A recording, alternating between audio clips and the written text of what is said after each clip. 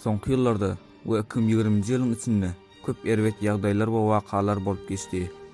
Şu wagtlaram dünýäde bolup geçen ýagdaýlar bizleri haýran hem galdyranok.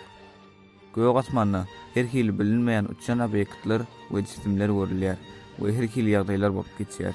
Men size bu videomda sizi haýrana galdyrjak wakalary görkezjek. Bu videony soňuna seli görmeňizi maslahat berýän we videonyň soňunda komentariýa ýazmagy we like basmagy ýatdan çykarmaň. Gelin onu videomuza geçelim. London şäherine asmanyny ýetgeşik bir waka video kamera alındy. Videoda görülýän zat aslygyly duran köpremingdeýär. Käbir adamlar bu zatyň ýagyş ýagmadan öň görülen bulutlygyny aýdýarlar. Siziň pikiriňizçe bu zat näme bolup biler? 2020-nji ýylyň aprel aýynyň 20-sine YouTube'da bir video paýlaşyldy. Bu videoda gije asmanda bulutlaryň arasynda ýetgeşik bir ýalpyldaýan ışık görülýär. Bu ışık asmanda 15 minutlap görülüp durýar we soňra gözden ýitýär. Başga adamlaryň bu ışığı görüpdirler we video kamera alypdyrlar. Muňa käbir adamlar UFO diýip aýdýarlar.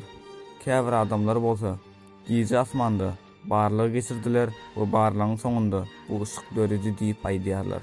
Alymlar bolsa bu zada 2020-nji ýylda bolup geçjek täze bir wakanyň başlangyjy diýip aýdýarlar. Bu bolsa YouTube'da paýlaşylan başga bir video. Adamlar bu ýetgeşik bulutlary görüpdirler we video kamera alypdyrlar. Ýere ýakyn bolup duran bu bulut video şeklinde internet ulgamynda paýlaşyldy.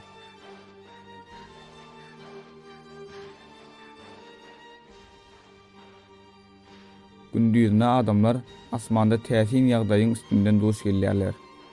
Asmanda doňup galan kuşuň bardygyny görýärler. Adamlar bu kuşuň taş töwrüňde onu saklap duran hiç bir zadyň ýokdugyny aýdýarlar. Ýöne kuş asmanda aslygyly durýar.